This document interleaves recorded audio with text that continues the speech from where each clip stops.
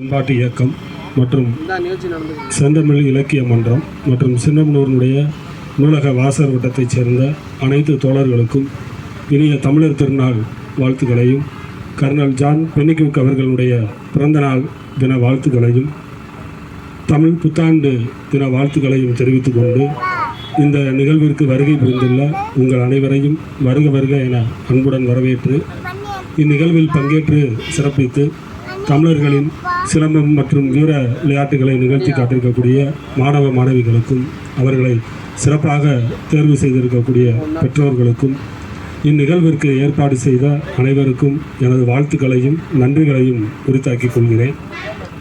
தமிழர் திருநாள் என்ற நம்முடைய பண்பாட்டினுடைய மரபானது இந்த பொங்கல் பண்டிகை 2000 ஆண்டுகளுக்கு முன்பாகவே சங்க இலக்கியங்களிலிருந்தும் காப்பியங்களிலிருந்தும் இதற்கான சான்றுகள் கிடைத்திருக்கிறது.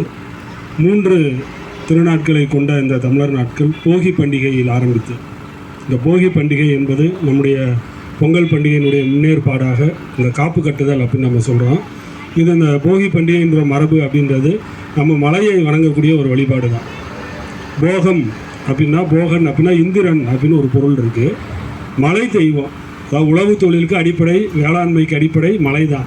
அந்த மலையை முதல்ல வழிபட்டுட்டு நன்றி தெரிவிச்சுட்டு அடுத்து பொங்கல் வைக்கணும் அப்படின்னு தான் தமிழருடைய மரபு. இதுதான் தமிழ்நாட்டில் சங்க காலத்திலேருந்து இருக்குது. இங்கே போகன் போகி அப்படின்னோடனே பழையன கழிதலும் புதியன புகுதலும் அப்படின்னு சொல்லி வீட்டில் இருக்க பழைய பொருள்கள்லாம் குப்பையெல்லாம் போட்டு எரித்து அந்த புகையை உண்டாக்கி அப்படின்ற மாதிரி ஒரு புதிய மரபை இன்றைக்கி நம்ம கொண்டாடிக்கிட்டு இருக்கோம். ஆனால் ஏன் தமிழர்கள் இதை கொண்டாடினாங்கன்னு நீங்கள் தெரிஞ்சுக்காரணும். இது ஒரு நன்றி அறிவித்தலுக்கான வழிபாடு. விவசாயத்துக்கு மழை ரொம்ப முக்கியம். இந்த மலைக்குரிய தெய்வம் யாருன்னா, இப்போ புராணங்கள் படி கூட நீங்கள் எடுத்துக்கிட்டால் கூட மலைனா வர்ண பகவான்னு சொல்லுவீங்க. இந்த தேவர்களுக்கெல்லாம் தலைவன் இந்திரன். இந்திரனை வணங்கினா மழைப்பொழிவு நல்லா இருக்கும், விவசாயம் செழிக்கும் அப்படின்றது தமிழர்களுடைய மரபு. அதனால தான் முதல்ல அந்த போகியை நம்ம கொண்டாடணும். அதனுடைய எச்சம் தான் இன்றைக்கி இருக்குது. அது நன்றி அறிவிக்கும் ஒரு பண்பாடு தான். சொற்களில் தமிழில் ரொம்ப ஆழமான நுட்பமான சொற்கள் இருக்குது. அதில் ஒரு சொல்லு வணக்கம். இந்த வணக்கம்ன்ற சொல்லு யாருக்கு சொல்கிறாங்க அப்படின்றதுல இருக்குது. அதுமாதிரி இன்னொரு ஒரு சொல் நன்றி. நன்றின்ற சொல்லு ரொம்ப உள்ளார்ந்தமாக சொல்லணும். நன்றி அறிதல் இருந்தால் தான் அவன் மனிதன் அப்படின்னு நம்ம சொல்ல முடியும். அப்போ இந்த வணக்கம் நன்றி. இன்னொரு தமிழில் ஒரு முக்கியமான ஒரு சொல் இருக்குது, எள்ளுனா சூரியன் அர்த்தம். நீங்கள் எள்ளுனா நம்ம எண்ணெய் எடுக்கக்கூடிய அந்த எள்ளு கிடையாது, குண்டு எள்ளு உங்களுக்கு சொல்கிற எள்ளுனா எள் அப்படின்னா சூரியன் ஒரு அர்த்தம் இருக்குது. இந்த எள்ளிருந்து வந்தது தான் எல்லாம்ன்ற வார்த்தை. இந்த பூமிக்கு, இந்த அண்டத்துக்கு, உலகத்துக்கு எல்லாமே சூரியன் தான். சூரியன் இல்லாமல் இங்கே எதுவும் இல்லை. அதுக்காக தான் இந்த எல்லாம் நம்ம சொல்கிறோம். அப்போ இந்த 3 சொற்களை இணைத்து தமிழர்கள் ஒரு விழாவை கொண்டாடினாங்க. அதுதான் பொங்கல் பண்டிகை. நன்றி அறிவிக்கணும். இப்போ தமிழர்களுடைய மரபு விவசாயம் சார்ந்த மரபு. இந்த மலைக்கு நம்ம நன்றி தெரிவிக்கணும். இந்த வேளாண்மைக்கு உதவி செய்த சூரியனுக்கு நன்றி தெரிவிக்கணும். இந்த மலையையும் சூரியனையும் வணங்கணும். தமிழர்களுக்கு விவசாயம் தான் எல்லாம்னு சொல்லணும். அது மாதிரி பொங்குதல்ன்ற வார்த்தையும் இன்றைக்கி நீங்கள் வீட்டில் சமைக்கிறப்ப கூட சொல்லுவீங்க. எல்லாம் பெண்கள்லாம் சாப்பாடு பொங்கியாச்சா அப்படின்னு கேட்பீங்க. பொங்கல்லே ஒரு உணவு வச்சுருக்கீங்க, பொங்கல்னு வெண்பொங்கல்னு சொல்கிறீங்க. அப்போ பொங்குதல், தமிழில் பொங்குதல்ன்ற வார்த்தைக்கு அவ்வளோ முக்கியமான விளக்கம் இருக்குது. பொங்குதல்லாம் இன்றைக்கெல்லாம் நீங்கள் சமைக்கிறதுன்ற அர்த்தம் மட்டும் இல்லை, செழித்தல்னு ஒரு அர்த்தம் இருக்குது. செழிப்பாக இருக்குது, வேளாண்மை செழிக்கணும். அதுக்காக பொங்கப்பானை பொங்குறப்ப எல்லாம் சொல்கிறீங்க பொங்கலோ பொங்கல்னு சொல்கிறீங்க. அப்போ நம்ம பண்பாடு மரபு செழிக்கணும், பொங்கணும், வளரணும் அப்படின்றதுக்காக தான் இந்த வார்த்தையை நம்ம சொன்னாங்க. இந்த 3ஐயும் சேர்த்து தான் ஒரு விழாவை நம்ம தமிழர் திருநாளாக கொண்டாடணும். நன்றி தெரிவிக்கிறது, வணங்குறது, சூரியன் தான் எல்லாம்ன்றதை உணர்றது. இதுதான் தமிழர்களுக்கான அடையாளம். இந்த அடையாளத்தை வேறு யார் வந்தாலும் மாற்ற முடியாது. நீங்கள் டெல்லியில் கொண்டாடினாலும், இல்லை லக்னோவில் கொண்டாடினாலும், இல்லை நீங்கள் வட இந்தியாவில் எந்த மாநிலத்தில் கொண்டாலும் மகர சங்கராந்தின்னு சொன்னாலும் நம்மளுக்கு இருக்க பண்பாடு மரபு அங்கே இருக்காது. அங்கே உங்களுக்கு மகர சங்கராந்தின்றதுக்கு என்ன அர்த்தம் யாருக்கு தெரியாது. இப்படி நிறைய திசை மாற்றினாங்க. நீங்கள் என்னத்தை தான் நீங்கள் வேட்டியை கட்டி பொங்கல் கொண்டாடினாலும், பொங்கலோ பொங்கல்னு சொன்னாலும், நல்வாழ்த்துக்கள்னு சொன்னாலும் இந்த மரபு நம்மளுக்கு மட்டும்தான் இருக்குது. சூரியனுக்கு நன்றி தெரிவிக்கிறது, இந்த வேளாண்மையோடு தொடர்புடைய காளைகளுக்கு, காளை மாடுகளுக்கு நம்ம நன்றி தெரிவிக்கிறது, நம்மளுடைய பண்பாடு செழிக்கணும்னு சொல்கிறது. அதுக்கு தான் இந்த மரபை பண்பாடை நமது முன்னோர்கள் சொல்லியிருக்காங்க. இது கலித்தொகையிலேருந்து, நற்றிணையிலேருந்து, ஏன்னா மணிமேகலையிலேருந்து, மணிமேகலை காப்பியத்தில் பொங்கல் திருவிழாவை பற்றிய ஒரு சான்று இருக்குது. அப்போ எப்படி பொங்கல் பண்டிகைக்கு வீடை முன்னேற்பாடு பண்ணாங்க. நீங்கள் எல்லாம் வீட்டெல்லாம் அப்படி சுத்தப்படுத்துனீங்க, தோரணம் கட்டினீங்க, கரும்பை தோரணமாக கட்டினாங்கன்னு ஒரு பாடல் வரி மணிமேகலை காப்பியத்தில் இருக்குது. சீவக சிந்தாமணியிலையும் பொங்கல் கொண்டாடுவதற்கான சான்றுகள் இருக்குது. இப்படி 2000 ஆண்டுகளுக்கு முன்பாக இருந்து இந்த தமிழர் திருநாள் பண்பாடு கொண்டாடப்பட்டு வருகிறது.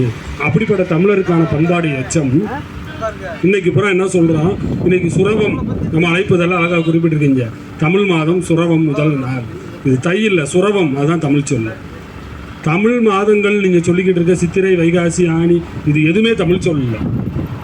தமிழர்களுக்கு தமிழில் கூட பேர் வைக்க முடியாத அளவுக்கு சொல் பற்றாக்குறையா 2 லட்சத்துக்கு மேற்பட்ட சொல் களஞ்சியம் தமிழில் இருக்குது. அப்போ எப்படி இந்த வரலாறு மாறுச்சு? ஆரியர்கள் வடமொழி அங்கே திணிச்சு உங்களை ஏமாற்றி உங்கள் பண்பாட்டு அடையாளத்தை மாற்றுறதுக்காக இந்த சொல்லலாம் மாற்றி சித்திரை, வைகாசி, ஆனி அப்படின்னு சொல்ல வச்சாங்க. ஆனால் உண்மையான தமிழ் சொல் சுரவம். இந்த சுரவம் மாதத்தில் தான் சூரியன் மகர ராசிக்குள்ளே நுழையிறார். நம்ம சொன்ன அந்த அறிவியல் அடையாளத்தை தான் வடமொழிக்காரங்க பின்பற்றி மகர சங்கராந்தின்னு சொல்கிறாங்க. அப்போ எப்படி தமிழ்நாட்டில் ஒரு பழமொழி இருக்குது அழகா, தை பிறந்தால் வழி பிறக்கும் எல்லாம் சொல்கிறாங்க. தை மாதம் தான் தமிழாண்டின் முதல் மாதம். இதுதான் தமிழ் புத்தாண்டு. இதை மிகப்பெரிய அரசியலாக மாற்றினாங்க. எந்த கட்சி சொன்னாங்க, அவங்க சொன்னாங்க ஏற்றுக்கிறானோ அப்படின்றதெல்லாம் இல்லை. இது 1930 இதற்கான ஆய்வு நடக்குது. ஏறத்தாழ 535 தமிழறிஞர்கள் கலந்துக்கிட்டு 110 பேருக்கு மேலே உரையாற்றின பிறகு ஒரு முடிவு வர முடியாமல் நம்ம மதுரை மாவட்டத்தை சேர்ந்த பசுமலையை சேர்ந்த நாவலர் சோமசுந்தர பாரதியார் அவர் பேசினார். தை மாதம் தான் தமிழாண்டினுடைய முதல் மாதமாக இருக்கும், அதான் தமிழ் புத்தாண்டு. திருவள்ளுவர் நிச்சயமாக கிறிஸ்து பிறப்பதற்கு முன்பாடி பிறந்தவர் தான் அப்படின்றதுக்கு ஆதாரமாக ஒரு 1.5 மணி நேரம் உரையாற்றினார். அந்த விழாவுக்கு தலைமை தாங்கினவர் தமிழ் தாத்தா உவேசா அவர்கள். அப்போ அவர் எழுந்து வந்து இது இனிமேலும் எந்த சர்ச்சையும் இல்லை, நீங்கள் சொன்னதான் உண்மை, ஏற்றுக்கிறோம் அப்படின்னு சொல்லி அவரை நாவலர் சோமசுந்தர பாரதியை கட்டி அணைச்சி பாராட்டினார். அப்போ அவ்வளவு சான்றுகளோடு தான் அதை அறிவித்தாங்க. கிட்டத்தட்ட பாவேந்தர் பாரதிதாசன்லேருந்து, தனித்தமிழ் இயக்கத்தின் தந்தை மறைமலை அடிகள்லேருந்து, தமிழறிஞர் கா நமச்சிவாயத்திலிருந்து, பெருஞ்சித்திரனாரிலிருந்து, தேவநேய பாவாணர்லேருந்து 500க்கும் மேற்பட்ட தமிழ் சான்றோர்கள் சான்று காட்டி சொன்னாங்க இந்த தை முதல் நாள் தான் தமிழ் புத்தாண்டு அப்படின்னு. இன்னும் பாவேந்தர் பாரதிதாசன் எல்லாருக்கும் புத்தியில் உரைக்கிற மாதிரி சொன்னார், நித்திரையில் இருக்கும் தமிழா, சித்திரை அல்ல உனக்கு தமிழ் புத்தாண்டு. ஆரியர்கள் கொண்டு வந்ததே அறிவுக்கு ஒவ்வாத இந்த 60 தமிழாண்டுகள். தரணி ஆண்ட தமிழனுக்கு தை முதல் நாள் தான் தமிழர் திருநாள், தமிழ் புத்தாண்டுன்னு சொன்னார். இதுக்கு மேலே என்ன உறக்க சொல்ல முடியும்? யோசித்து பாருங்கள். 60 தமிழ் வருஷம் நீங்கள் சொல்கிறீங்களே, சுக்ல, பிரப, விபானு, எதுவும் தமிழ் சொல் கிடையாது. இன்னும் அந்த வரலாற்றை சொல்லணும்னா இன்னும் படு கேவலமாக இருக்கும். நாரதர் விஷ்ணு மீது ஆசைப்பட்டு 2 ஆண்களும் இணைஞ்சு 60 குழந்தை பிறந்துச்சா, அந்த 60 தான் இந்த தமிழாண்டுகளாக. இது தமிழ் பண்பாட்டுக்கு உகந்ததாக இருக்கான்னு யோசித்து பாருங்கள். அப்போ இது எதுவுமே தமிழுக்கு உகந்ததாக இல்லை.